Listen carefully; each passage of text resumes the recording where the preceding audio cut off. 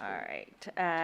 So we will do public communication. You are welcome and encouraged to participate in this meeting.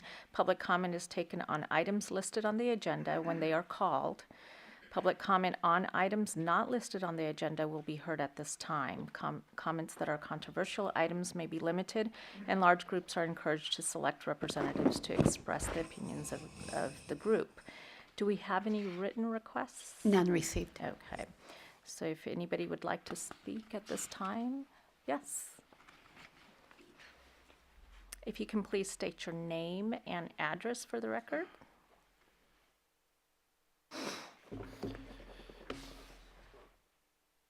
See? I turned page.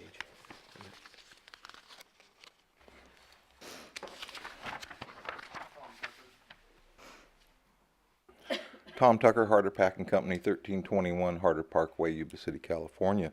I hadn't planned to speak anything, but this tree issue just brought something to my mind. Recently, I don't know if the council members know, but I would say 40 to 50 huge pine trees were removed by PG&E from the back of Home Depot and Walmart.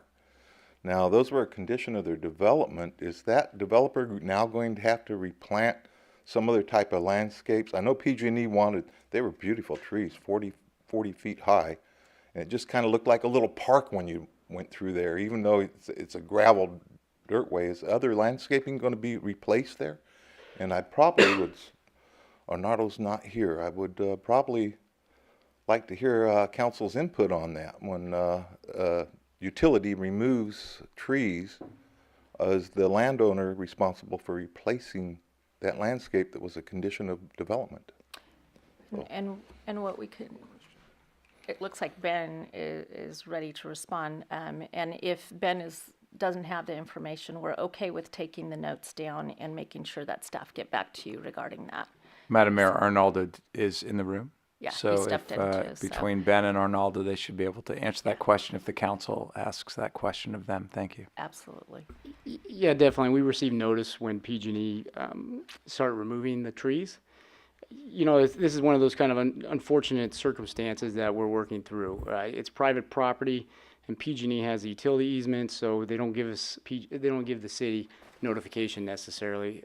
And so, when we find out about it, when 2/3 of the trees are cut down, we definitely look to PG&E, into the property owners, and say, hey, what's going on? And so with that, we coordinated with PG&E, told them we need to have better coordination when there's anything that affects commercial properties that per the development plan or any requirements that have a requirement for trees, that there's a plan in place before they just start whacking the trees down. And so we're working to put a little more pressure on PG&E that they coordinate with us, and that at the same time we understand PG&E's need that they plant redwood trees directly under transmission lines.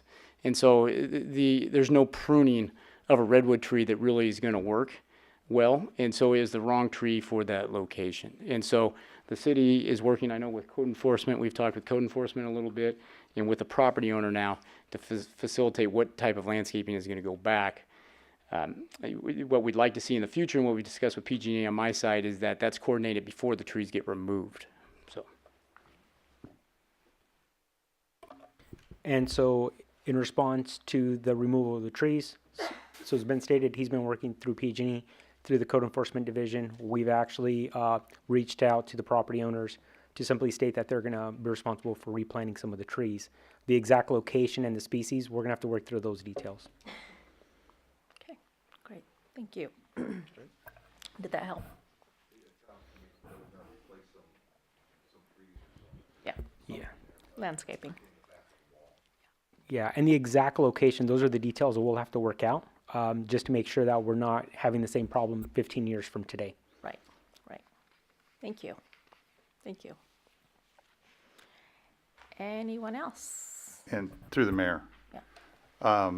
I'd like to indulge the council with an opportunity to address publicly and memorialize a set of events that I think is important to move forward, and I'd like to do it at this time. If time allows. It should only take about 3 to 5 minutes to go through. Okay. All right. In 2011, the Regional Waste Management Authority began looking at a transfer facility on the Sutter County side of the river. It was through a process in which the evaluation was made. Recology was involved in that process. Sloan Vasquez was involved in that process. And it was ultimately decided that the cost of providing a transfer facility and operating it for a 20-year period of time would probably be cost prohibitive. Also at that very same time, a company based here in Yuba City that's been based here for approximately 42 years in 2011 began a process, and they wrote a letter to the city of Yuba City indicating that they wished to expand their operations on the south end of Yuba City for a transfer facility. That was in 2011. As we've moved forward, many things have taken place. There were a number of special meetings as we looked forward to our renegotiating our solid waste collection service agreement with Recology. Those occurred in 2016. At that very same time, there was some discussion of a transfer facility. In September of 2016, numerous members of this council attended a meeting in Long Beach, California, hosted by Recology, and there were city staff also there. There wasn't a Brown Act violation as we were all separated out with different members. All of that was memorialized in the FPPC 700 reporting for that year by all of our council members. Moving forward, on January the 10th of 2017, I attended and very publicly attended a basketball game in Sacramento. This was attended by council members from throughout our region, to include Elk Grove, Citrus Heights, Sacramento, and the downtown business partners in Sacramento.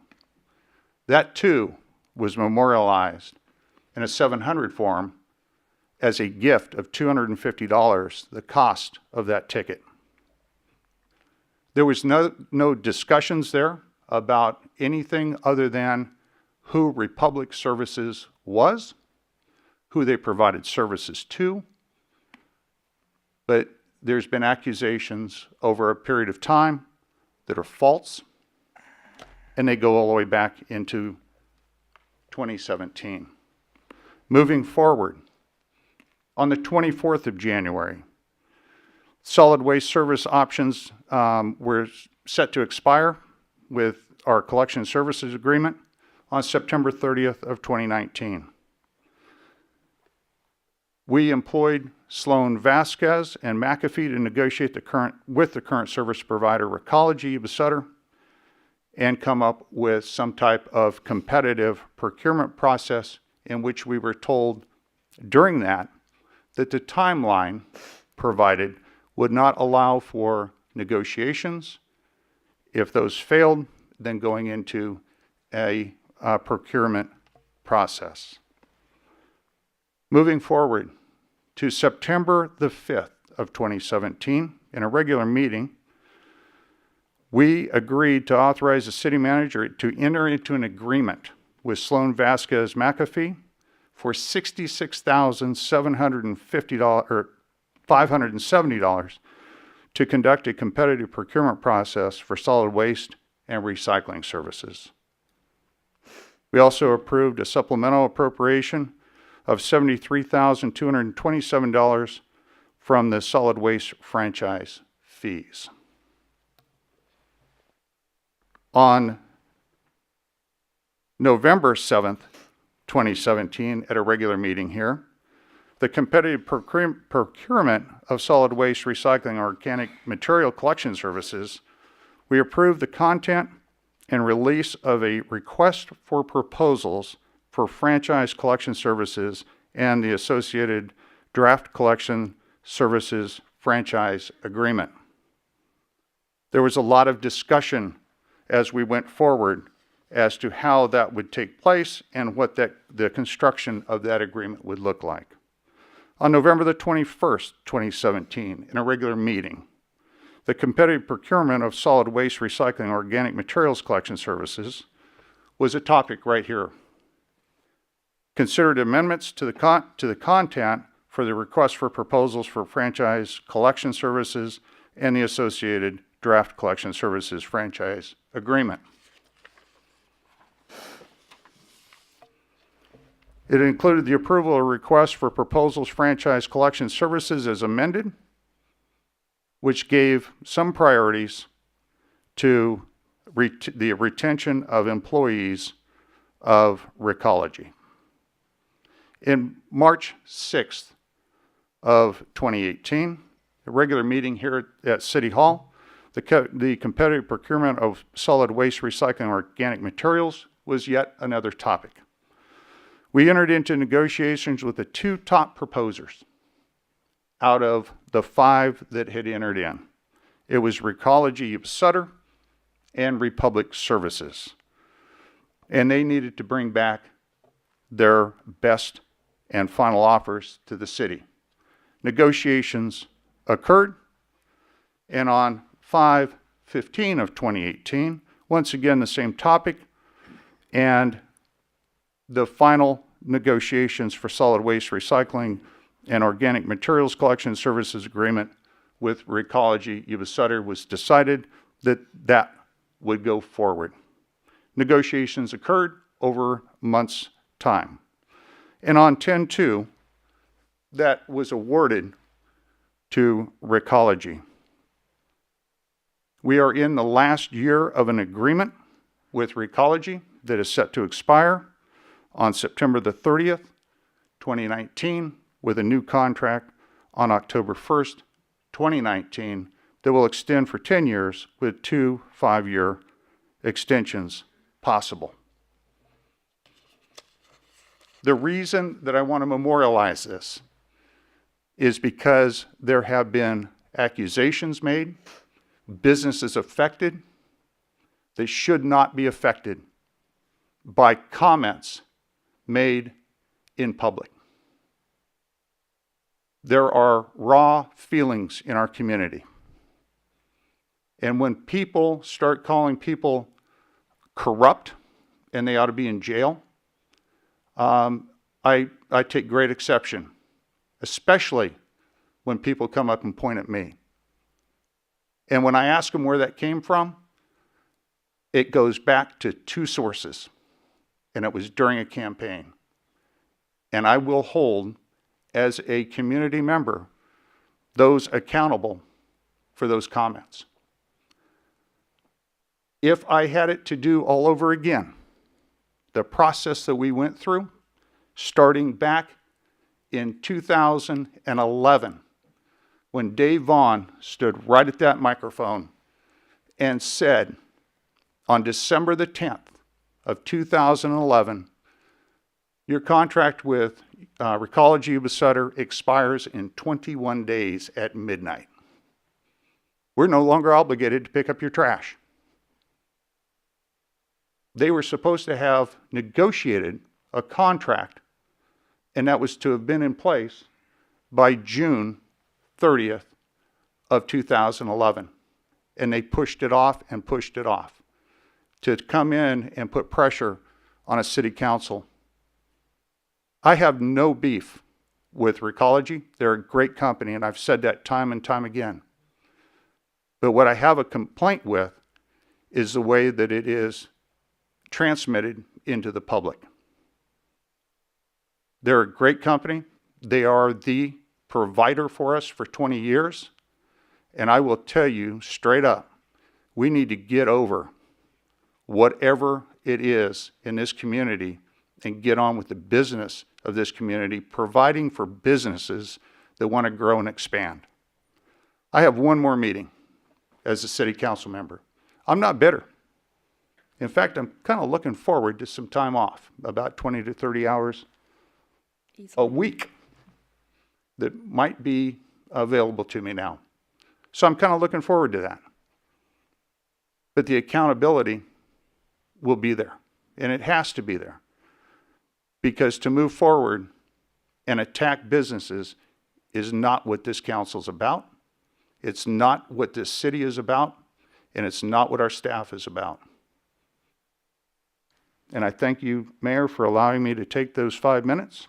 I think it was 6.5, but allowing me to take those minutes so we wouldn't do this on the 4th of December. Thank you.